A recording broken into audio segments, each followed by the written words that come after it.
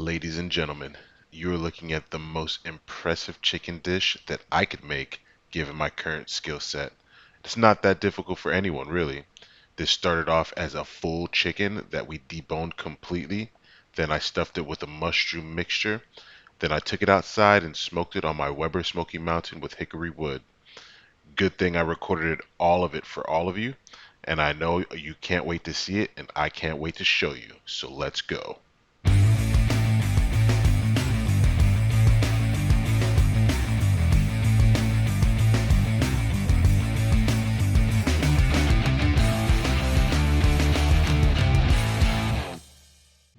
The birds have been washed and dried. Now they're just sitting in a bed of paper towels to make sure they stay dry. First off, we're going to go ahead and lay the bird face down, and then we're going to make incisions, more like slices, on both ends of the spine.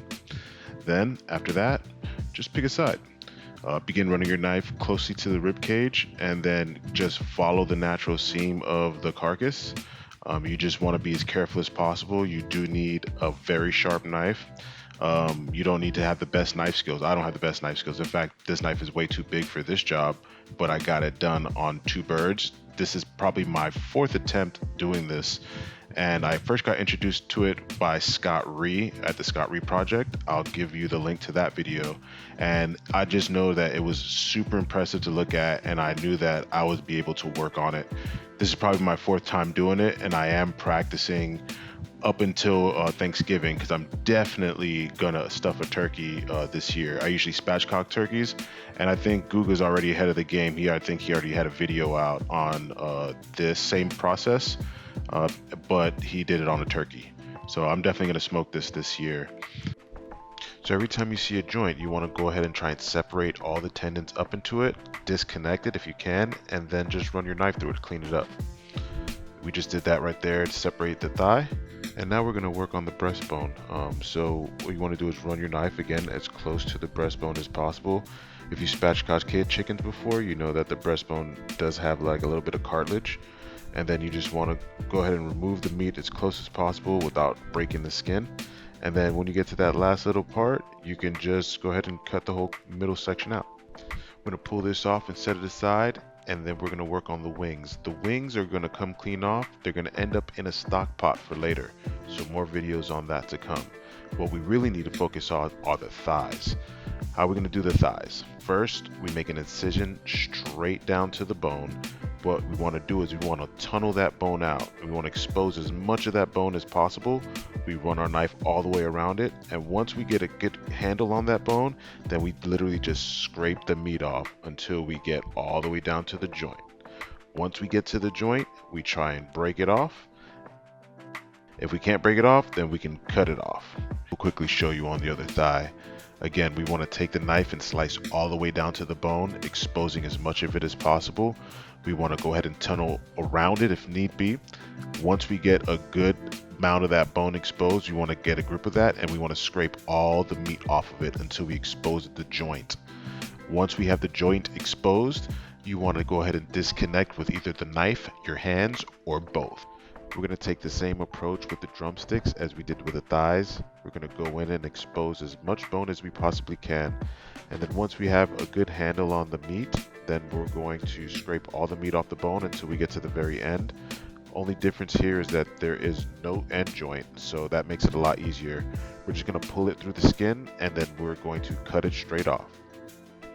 We're going to work the other drumstick now. Same process as the other drumstick and the thighs. We're going to expose the bone, tunnel it out, then we're going to cut it off at the end. You guys can go ahead and fast forward 10 seconds if you want to see the finished product.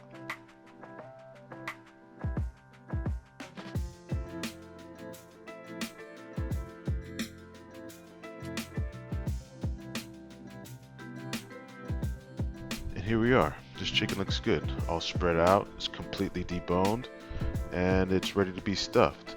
But before we stuff it, I want to go ahead and I'm going to make incisions in the breast just to open it up a little bit more, help it cook evenly, and then I also wanted more surface area for the mushroom mixture. Today I'm stuffing it with some portobello mushrooms sauteed with some shallots and a lot of butter. I want it to go ahead and roll it up, and then we're going to make a little chicken ball out of it. Similar to what you would make a dough ball, you just kind of want to fold it in on itself, and I want it to take to the butcher's twine. So what we're going to do is I'm going to turn it sideways and run this, but not first, because I don't want the stuffing to fall out the ends. So we're going to make a traditional butcher's knot, then we're going to tie it off at the end and then cut off the excess string. And then we're going to turn the bird a quarter ways and then run another knot. We do this every time, 4 times, until we get something that looks like this. Now this looks perfectly acceptable, ready to get seasoned. So now that we're on the topic about seasoning, what we're going to do is we're going to rub it down with olive oil, as usual. And then we're going to sprinkle it with some salt, some kosher salt, and we're going to use an out-of-the-box seasoning. It's the Montreal chicken from one of the big labels. You don't really need me to explain that to you. But we're going to go ahead and we're going to cover it generously, and then we're going to go outside and we're going to get ready for the grill.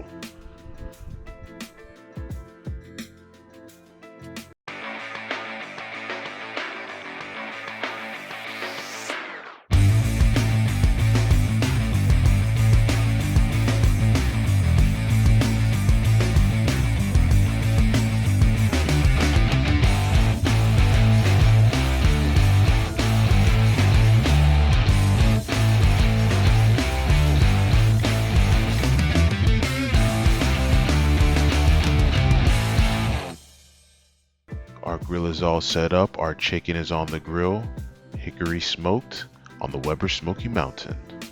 We come back every hour or so to check on our chickens. The Weber Smoky Mountain is a beast. It continuously runs at 250 degrees until you tell it to stop. So we're basting it with a mixture of butter, olive oil, and the actual seasoning that we use to season the chicken with, keeping it simple and good to add some nice color to the skin. And we'll be back when it's ready to cut.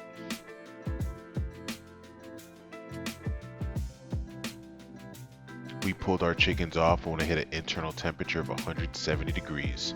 If you flip the chicken under, you see that there's no mushrooms and it looks like it was never even tied up. Now we're going to cut it open to see what the stuffing looks like on the inside.